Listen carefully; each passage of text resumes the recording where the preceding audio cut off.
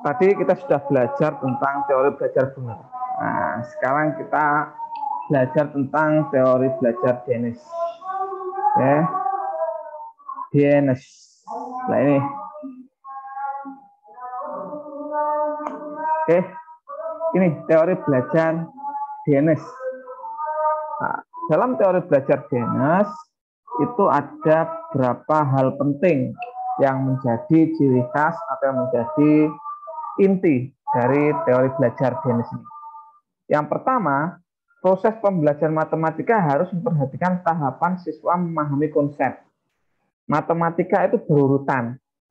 Tidak bisa siswa itu diajari perkalian jika penjumlahan saja belum bisa. Jadi harus ada tahapan konsepnya. Ini tidak bisa. Jadi yang pertama, siswa tidak bisa diajari penjumlahan jika menghitung saja tidak bisa. Menghitung, mencacah tidak bisa, ya tidak bisa penjumlahan. Dan menghitung, mencacah tidak bisa, belum bisa diajari menghitung, mencacah kalau dia belum bisa menulis. Itu kan. Jadi terus tahapan memahami konsep itu harus ada tahapan-tahapannya. Itu harus sangat diperhatikan oleh seorang guru, terlebih saudara sebagai calon guru. Jadi memahami, oh kemampuan siswa saya belum bisa, oh kemampuan siswa saya sampai sekian, itu pahami terus. Dalam mengajar matematika supaya digunakan alat peraga atau model, nah, itu tadi di awal sudah saya sampaikan, anak itu saat ini belum berpikir secara formal, belum mampu berpikir secara formal. Jadi dia bisanya itu melihat nyata, konkret, nyatanya. Itu. Jadi tidak abstrak, nyata. Jadi kalau butuh nyata, itu perlu alat peraga atau model. Hal yang paling mudah itu adalah benda-benda di sekitar. Jadi itu adalah ciri khas anak SD. Nah, ini adalah ciri khas atau hal yang penting dari teori belajar Dennis. Jadi yang pertama itu adalah tahapan dalam memahami konsep. Yang kedua itu adalah penggunaan media atau alat peraga.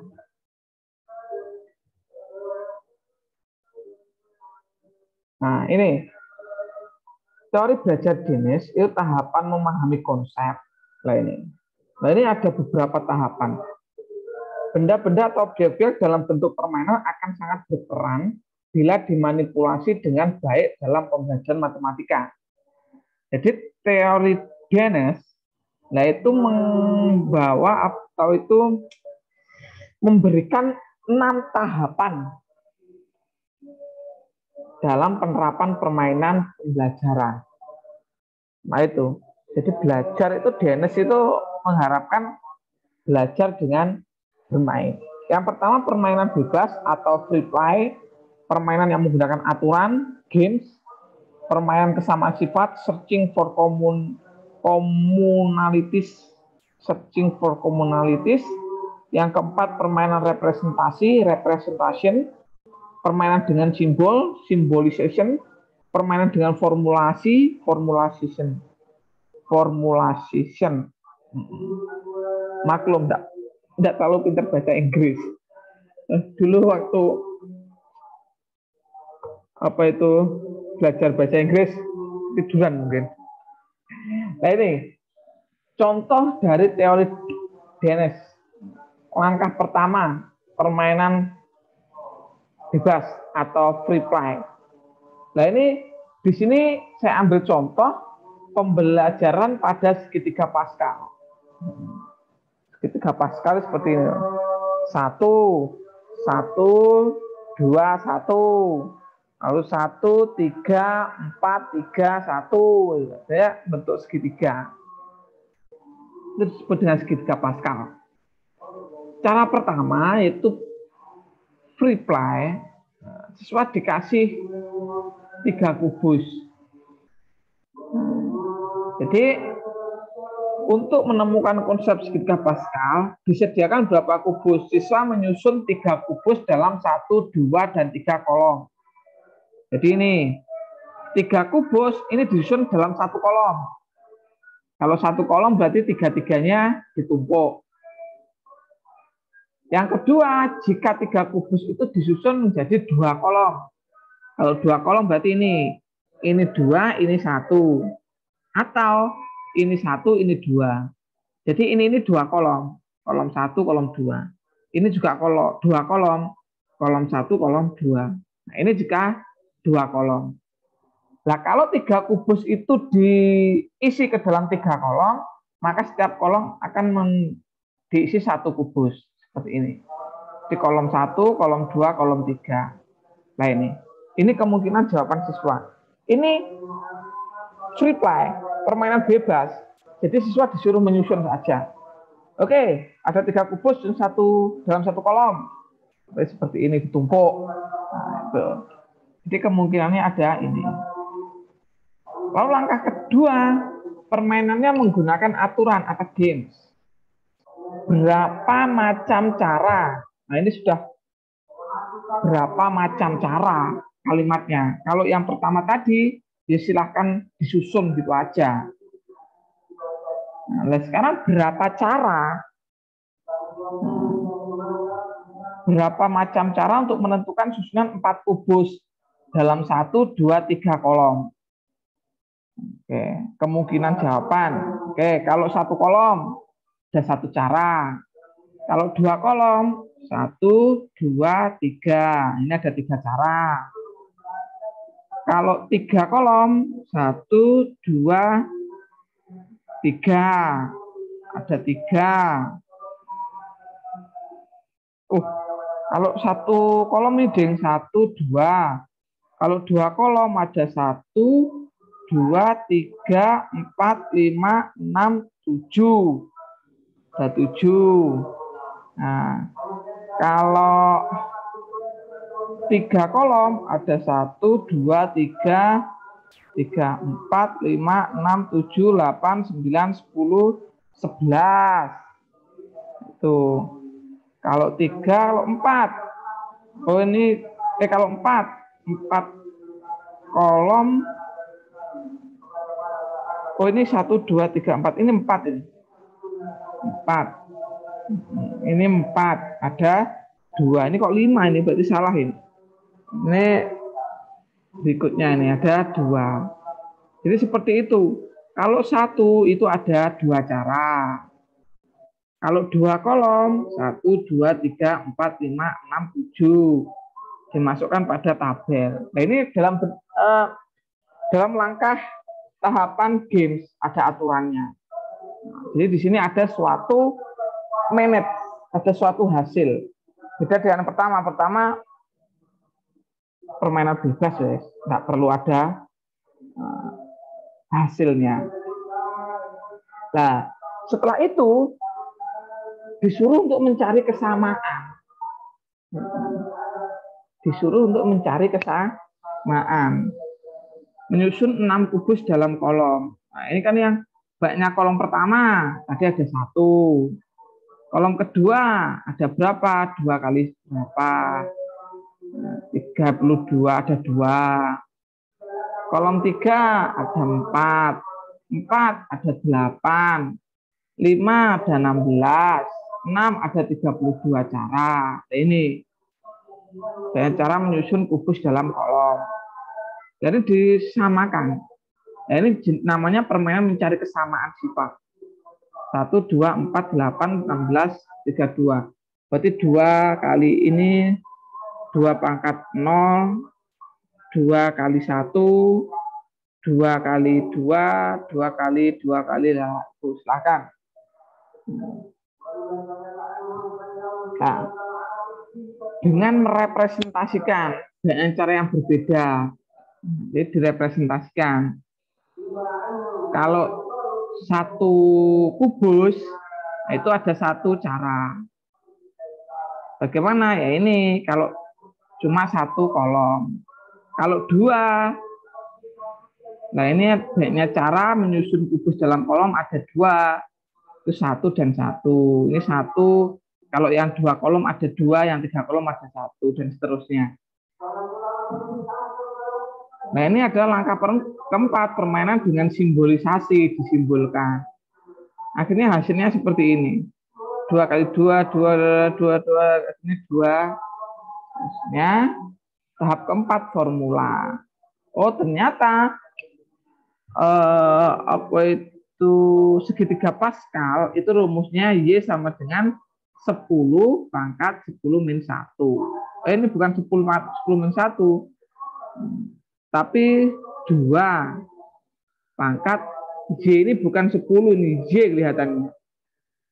Y sama dengan 2 pangkat Y min 1.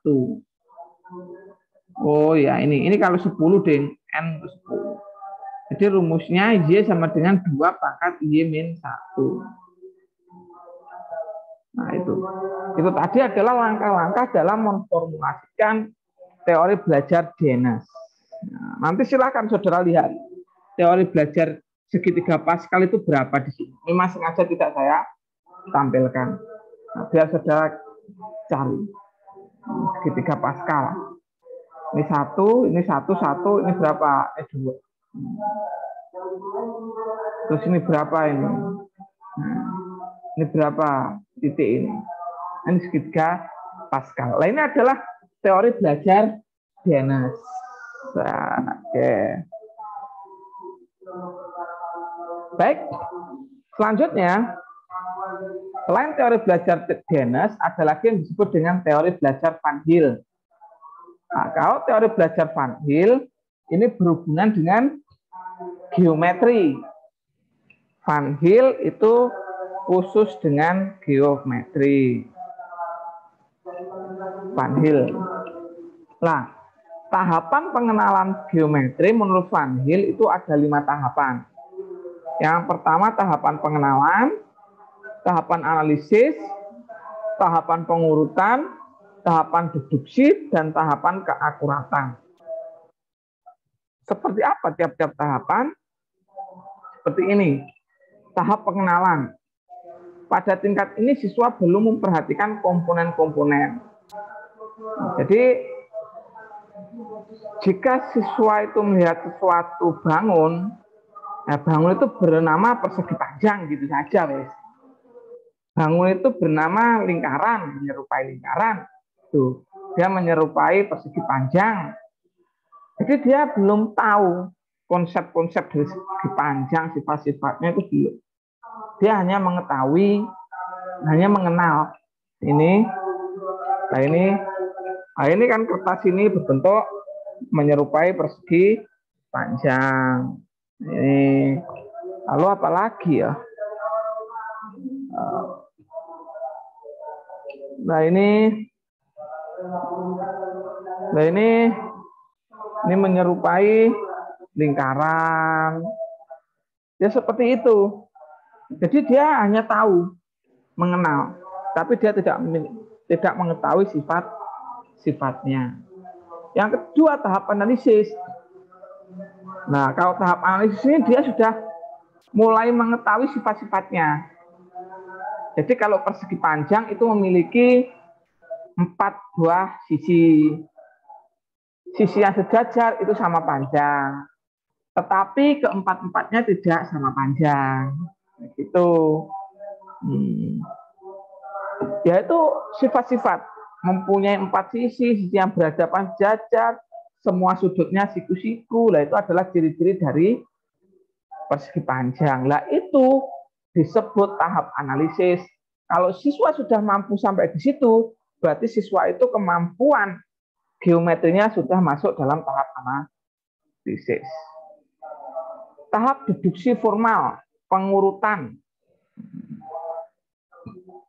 dengan ciri yang lain pada suatu bangun. Jadi ada, kalau deduksi formal ini dia sudah bisa mengkaitkan persegi panjang, segi 4, nah itu kan.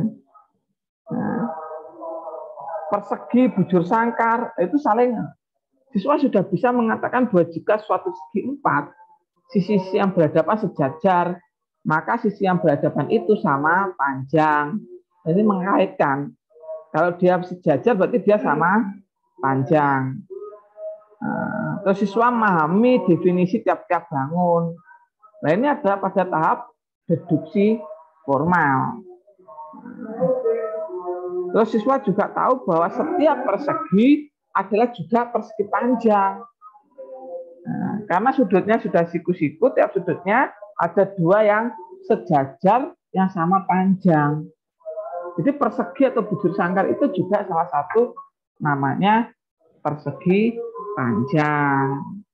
Nah, karena persegi juga memiliki ciri-ciri persegi panjang. Ini sudah tahap deduksi formal.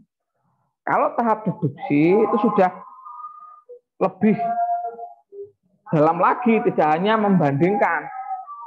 Ini loh, sudah sama seperti ini. Tidak, tapi kalau tahap deduksi, itu sudah membuktikan tentang jajar genjang itu jumlah sudutnya 360. Sudut-sudut pada persegi panjang itu jumlahnya 360. Nah itu sudah apa? Sudah tahap deduksi formal. Ada suatu garis sejajar dipotong dengan garis, maka sudut dalam berseberangan itu bagaimana? Apakah sama besar? Nah, itu pembuktiannya seperti apa? Sudah tahap deduksi. Sudah lebih rumit. Itu adalah tahap-tahap penalaran dari teori Van Til. Ada 4 tahapan tadi. 5. Tahap keakuratan ini tahapnya sudah sangat tinggi. Nah, ini dia sudah melakukan pembuktian dengan suatu teorema-teorema, dengan suatu aksioma-aksioma. Nah, sudah dengan definisi-definisi. Jadi sudah tahapannya sudah tinggi, dia bahkan tidak bisa merepresentasikan. Ini sudah akurat. Nah, contohnya dalam geometri 3 dimensi, 4 dimensi. 4 dimensi itu kan kita sudah tidak bisa menggambar.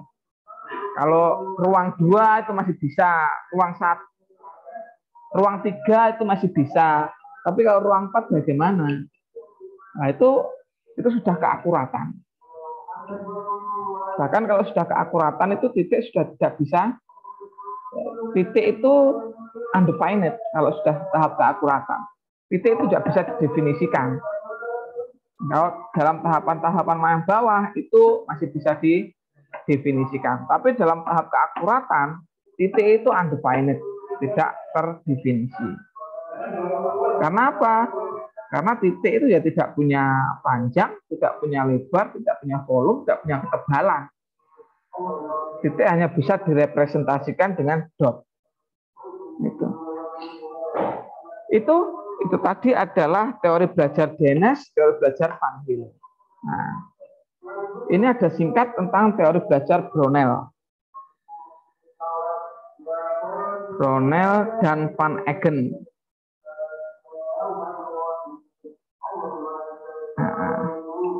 Nah, ini belajar pada hakikatnya adalah suatu proses yang bermakna. Salah ini. Nah, bermakna. William Brownell tahun 1935. Jadi tahun sekian itu 1935 itu belajar itu sudah didefinisikan.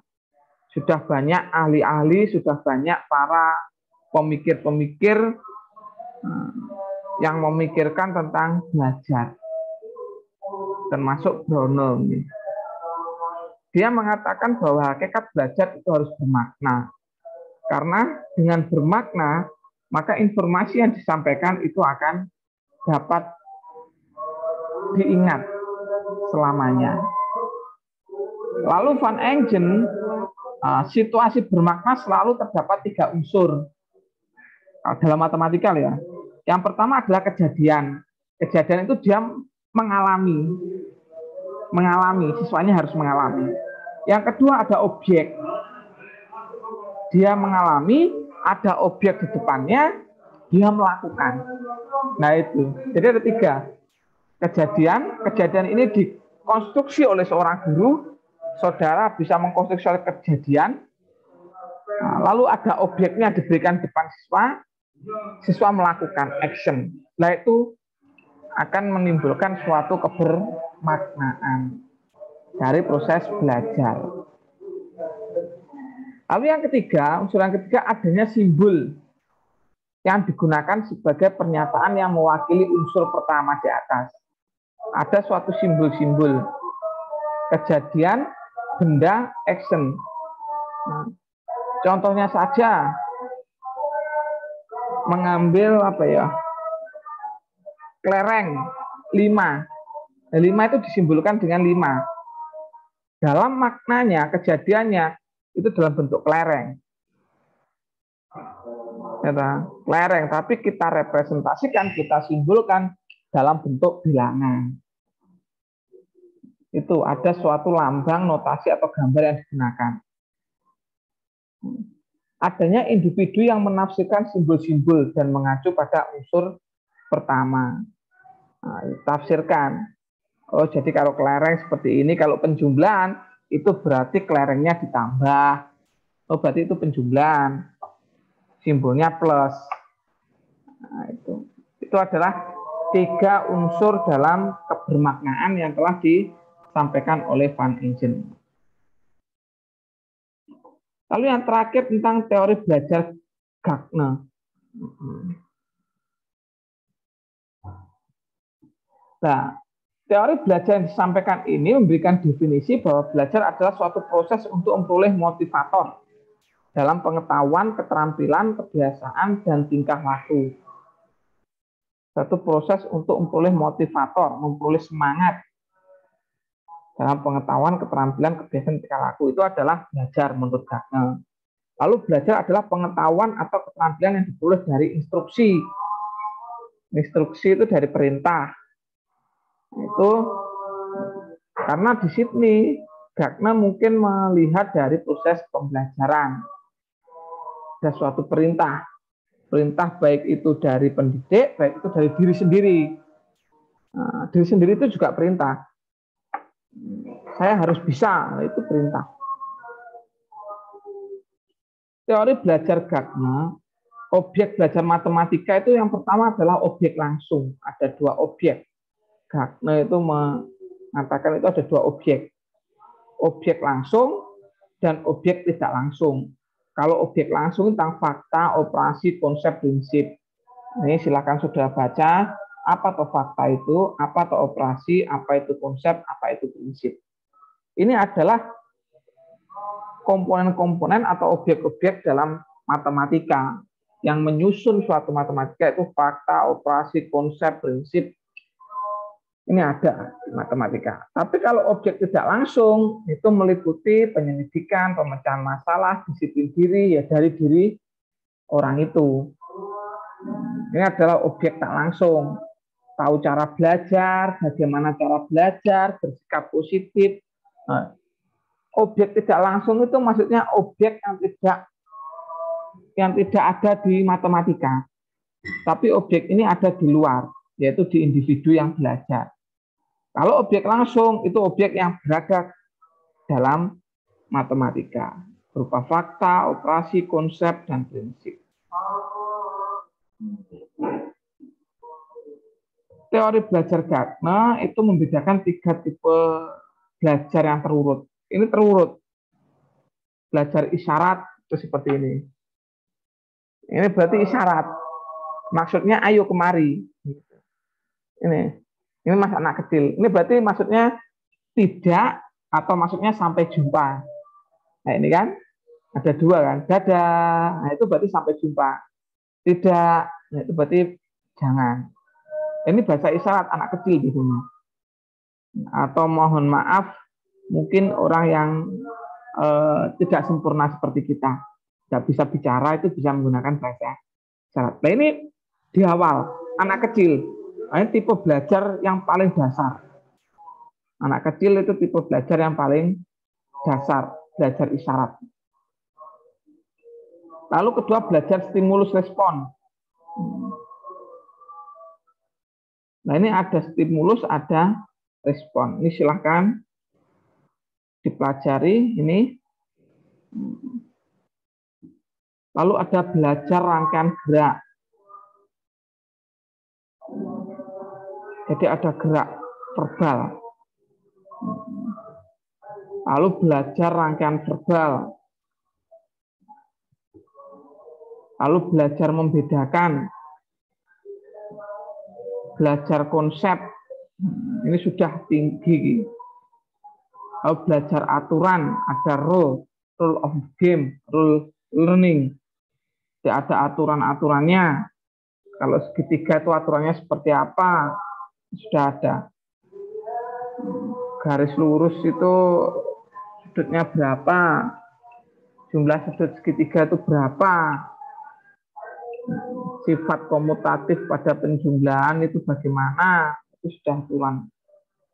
Nah, pemecahan masalah ini yang paling tinggi. Karena tidak semua orang bisa memecahkan masalah.